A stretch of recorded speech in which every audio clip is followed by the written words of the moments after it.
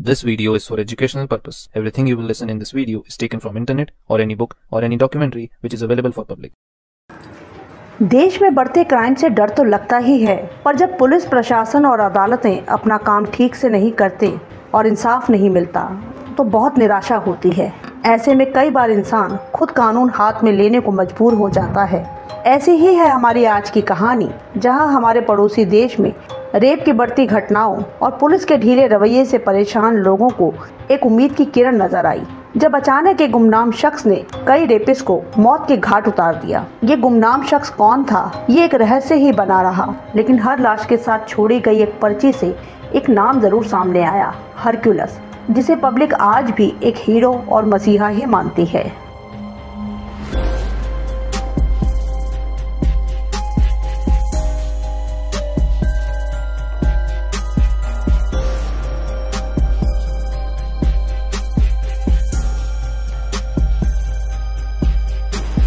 आज की हमारी कहानी है हमारे पड़ोसी देश बांग्लादेश से। बांग्लादेश, जहां भारत की ही तरह महिलाओं के प्रति होने वाले अपराध, खासकर रेप केसेस की गिनती बहुत ज्यादा है। 1972 में बांग्लादेश बनने के इतने सालों बाद आज यहाँ महिलाओं की कंडीशन और भी ज्यादा भयानक है, जिसकी मुख्य वजह है अपराधियों के लिए सख्त कड़े कानून ना होना और उस पर पुलिस का ढीला ढाला रवैया। कितने अनगिनत रेप केस में जो ऐसे हैं जो दर्ज ही नहीं होते, जो लोग पकड़े भी जाते हैं उनमें से सिर्फ 25% को ही सजा मिल पाती है, बाकी लोग बहुत आसानी से छूट जाते हैं। बांग्लादेश में बलात्कार के बढ़ते हुए मामलों पर संयुक्त राष्ट्र ने भी गंभीर चिंता व्यक्त की है। इसी विषय से जुड़ी हुई हमारी कहानी की शुरुआत होती है साल 2019 से। 2019 के जनवरी के पहले हफ्ते में 18 साल की एक लड़की ने बेरून एरिया के पुलिस स्टेशन में कंप्लेन लिखवाई कि उसके साथ गैंगरेप किया गया है, जिसमें उसने 38 साल के रिपिन नाम के शख्स और उसके 3 साथियों को इसका दोषी बताया। वो इंसाफ की गुहार लगा रही थी, लेकिन एरिया की पुलिस ने इसे गंभीरता से नहीं लिया और मामले की जांच भी ठीक से नहीं की। इसी बीच रिपिन और उसके साथियों को पता चल गया कि वो लड़की पुलिस स्टेशन पहुंची है और उसने उनके खिलाफ कंप्लेन भी लिखवाई है। गुस्से में उन सभी ने मिलकर उस लड़की की हत्या कर दी। 7 जनवरी 2019 को लड़की की लाश उसके ही घर से मिली। अब लड़की के माँ बाप रिश्तेदारों ने पुलिस स्टेशन पहुंचकर हंगामा मचाना शुरू किया कि हमारी बेटी का पहले रेप हुआ। उसने रिपोर्ट भी दर्ज करवाई, जिस पर पुलिस ने कुछ भी नहीं किया। अब उसका मर्डर हो गया है और कातिल खुले घूम रहे हैं। पुलिस के लिए बहुत शर्म की बात थी कि उनकी नाक के नीचे एक रेप केस मर्डर केस में बदल चुका था। पुलिस होश में आती है, माँ बाप की कंप्लेन पर एक बार फिर से रिपोर्ट दर्ज की जाती है। उस पुराने केस की फाइल भी खोली गई जब लड़की ने कंप्लेन लिखवाई थी। उस रिपोर्ट में नामजद रिपिन और उसके दोस्तों की तलाश शुरू की जाती है। पुलिस उन्हें ढूंढ ही रही थी। 7 जनवरी को लड़की के मर्डर और नया केस दर्ज होने के ठीक 10 दिनों बाद 17 जनवरी को राजधानी ढाका के पास बोल्टला से 260 किलोमीटर दूर सावर जिले में एक लाश मिलती है, जिसके सिर में गोली मारी गई थी। मरने वाला एक पुरुष था, जिसके गले में एक पर्ची बांधी गई थी, जिस पर लिखा था, मैं रिपिन, एक लड़की से गैंगरेप का मुख्य आरोपी हूँ। एक रेपिस्ट की यही सजा होनी चाहिए और मुझे यही सजा मिली है। सभी बलात्कारी सावधान हो जाएं। हरक्यूलस। अब रिपिन की हत्या की खबर हर पुलिस स्टेशन में पहुंची। रेप केस में उसे ढूंढ रही पुलिस भी हैरान थी। रिपिन के गले में बंधी हुई पर्ची में नीचे हरक्यूलस नाम लिखा था, जो शायद कातिल का नाम हो सकता था। पुलिस ने इस नाम को लेकर काफी जांच पड़ताल की, पर ना तो उन्हें हरक्यूलस नाम का कोई शख्स मिला और ना ही रिपिन के कत्ल का कोई सुराग। ये इस तरह का पहला केस था, इसीलिए इसकी ज्यादा चर्चा नहीं हुई। लेकिन इस केस के एक हफ्ते के बाद ही 26 जनवरी को झालाकाठी के बोटला गांव में एक खेत में एक शव मिला। पुलिस वहां पहुंची तो ये नजारा रिपिन की हत्या से काफी मिलता जुलता था। इसके भी चेहरे पर आंख के नीचे गोली मारी गई थी और इसके गले में भी एक पर्ची बंधी हुई थी, जिस पर लिखा था कि मैं सजल हूँ, मैं एक लड़की का बलात्कारी हूँ, मेरी यही सजा है, सावधान हो जाओ, हरक्यूलस। दरअसल इस कत्ल से कुछ दिन पहले ही एक नाबालिग लड़की का रेप हुआ था। ये लड़की अपनी दादी से मिलने जा रही थी। एक सुनसान रास्ते पर 2 लड़कों ने उसे उठाया और फिर उसका रेप किया। लड़की ने किसी तरह घर पहुंचकर माँ बाप को पूरी बात बताई। माँ बाप लड़की को लेकर पुलिस स्टेशन पहुंचे और अपनी कंप्लेंट दर्ज करवाई। यहाँ इस रिपोर्ट में लड़की ने 2 नाम भी बताए, सजल और राकिब मौला। रिपोर्ट लिखने के बाद से पुलिस इनकी तलाश कर रही थी, पर ये दोनों ही अपने घरों से गायब थे। लेकिन अब एक हफ्ते बाद सजल की लाश पुलिस को मिल चुकी थी। उसके गले में बंधी हुई पर्ची सबसे चौंकाने वाली चीज थी। ये सब रिपिन की लाश जैसा ही था। यहाँ भी पर्ची पर हरक्यूलस लिखा था। ये दोनों ही रेप के आरोपी थे।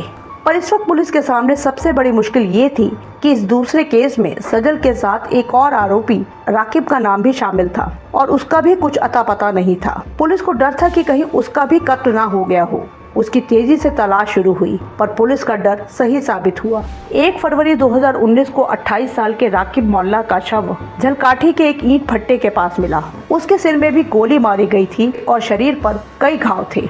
उसके गले में भी वैसी ही पर्ची बांधी गई थी जिस पर लिखा था कि मैं राकिब हूँ, मैंने एक लड़की का बलात्कार किया है, रेपिस्ट का यही अंजाम होता है, बलात्कारियों सावधान, हरक्यूलस। अब इस लाश के मिलने के बाद पुलिस के कान खड़े हो गए। तीनों कत्ल एक ही तरीके से किए गए थे। सबके गले में एक जैसी पर्ची थी जिनकी हैंडराइटिंग भी सेम थी। सब में एक ही नाम लिखा था, हरक्यूलस। इसके अलावा तीनों में ये भी सिमिलैरिटी थी कि ये तीनों रेप केस के आरोपी थे। अब जैसे जैसे ये कहानी फैलनी शुरू हुई, हरक्यूलस नाम भी चर्चा में आने लगा। एक तरफ पुलिस का कहना था कि ये एक सीरियल किलर है, वहीं दूसरी तरफ मीडिया में ये कहानी आने के बाद बहुत से लोग हरक्यूलस को एक हीरो के रूप में देखने लगे थे। सरकार पर बहुत प्रेशर था।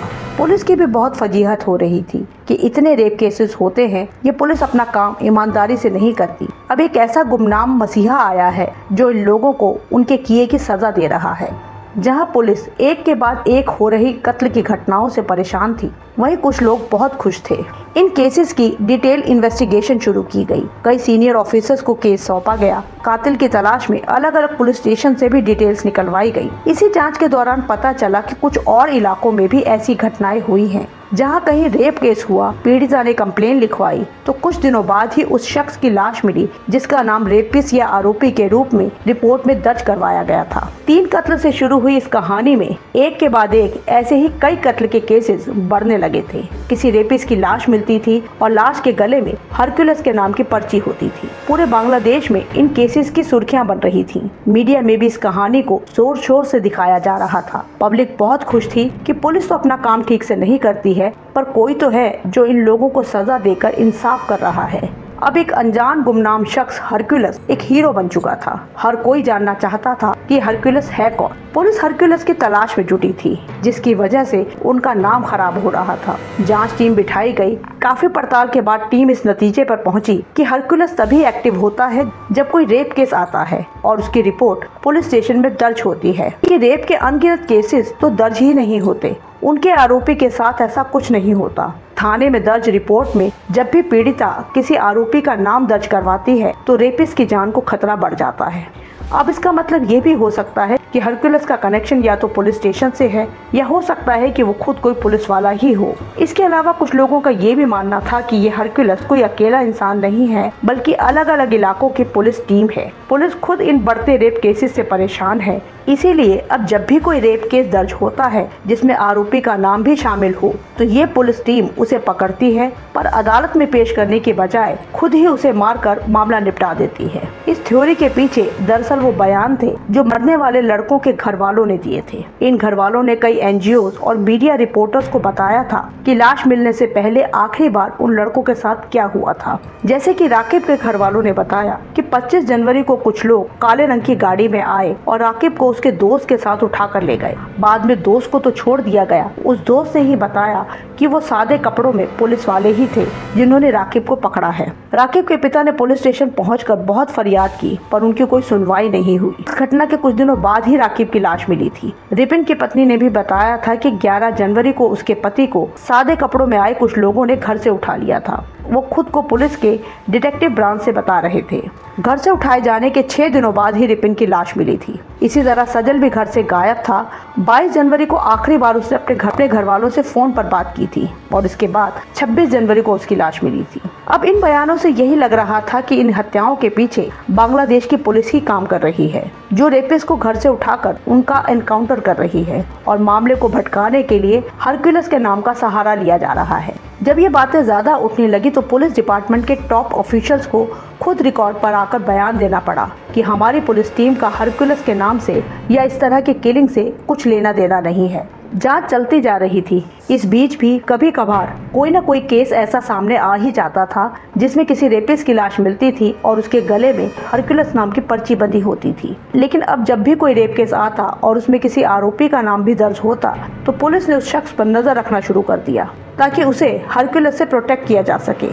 उस पुलिस स्टेशन के लोगों पर भी नजर रखनी शुरू की गई कि कहीं कोई पुलिस स्टेशन से कोई फाइल या आरोपी से जुड़ी कोई इन्फॉर्मेशन लेकर उस तक पहुंचने की या उसे मारने की कोशिश तो नहीं कर रहा। ये छानबीन कई महीनों तक काफी लंबी चली। बहुत से लोगों को शक के आधार पर अरेस्ट भी किया गया, पूछताछ हुई, पर धीरे धीरे सभी को छोड़ना पड़ा क्योंकि उनके खिलाफ कोई भी सबूत नहीं मिले थे, या यूँ कहें कि कत्ल के समय उनकी मौजूदगी कहीं और साबित हो रही थी। बांग्लादेश पुलिस जांच करती रही। इसके बाद भी एक एक करके ऐसी कई लोगों की लाशें मिली जिनका नाम किसी न किसी रेप केस में शामिल था। इससे पहले कि पुलिस उन तक पहुंचती और उन्हें अरेस्ट करती, उनका मर्डर हो चुका था। लेकिन कभी भी इन लाशों की सही गिनती सामने नहीं आ पाई। प्रशासन की तरफ से भी कभी सही आंकड़े पेश नहीं किए गए कि इस तरह की कितनी लाशें पुलिस ने बरामद की हैं। 2019 के बाद भी 2-3 सालों तक कोई न कोई ऐसा केस सामने आता ही रहता था जिससे हरक्यूलिस का नाम जुड़ा होता था। पर हरक्यूलिस कौन है, उसकी असली पहचान क्या है,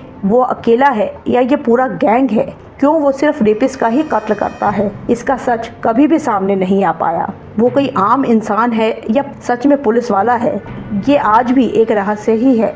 पुलिस ने हरक्यूलिस के बारे में हर तरीके से पता लगाने की कोशिश की, पर आज तक पुलिस को सफलता नहीं मिल पाई है। बांग्लादेश में आज भी लोग हरक्यूलिस को एक हीरो मानते हैं, बिना चेहरे वाला एक गुमनाम मसीहा जो रेपिस्ट को उनके किए की सजा देता है। इन सब घटनाओं के बाद इतना फर्क आया कि जैसे ही कोई रेप केस आता जिसमें आरोपी का नाम भी रिपोर्ट में शामिल होता, तो पुलिस फौरन उस आरोपी को ढूंढकर उस पर नजर रखना शुरू कर देती, ताकि अगर हरक्यूलिस उस तक पहुंचता है तो उसे पकड़ा जा सके। या यूँ कहें कि एक तरह से उन्होंने रेपिस्ट को ही प्रोटेक्शन देनी शुरू कर दी। इस केस के बाद भारत में भी कई लोगों की यही राय थी कि यहाँ भी ऐसे हरक्यूलिस की जरूरत है। पर हमारा तो यही कहना है कि इस तरह से कानून अपने हाथ में लेना इस समस्या का समाधान नहीं है। अगर पुलिस, प्रशासन और अदालतें अपना काम ईमानदारी से करें, सख्त कानून बनाए, अपराधियों को सख्त सजा दी जाए और किसी भी मामले का फैसला जल्दी हो, तो कभी किसी हरक्यूलिस की जरूरत पड़ेगी ही नहीं। अगर आपको हमारा काम पसंद आ रहा है तो वीडियो को लाइक और चैनल को सब्सक्राइब जरूर कर लें। मिलते हैं नेक्स्ट वीडियो में।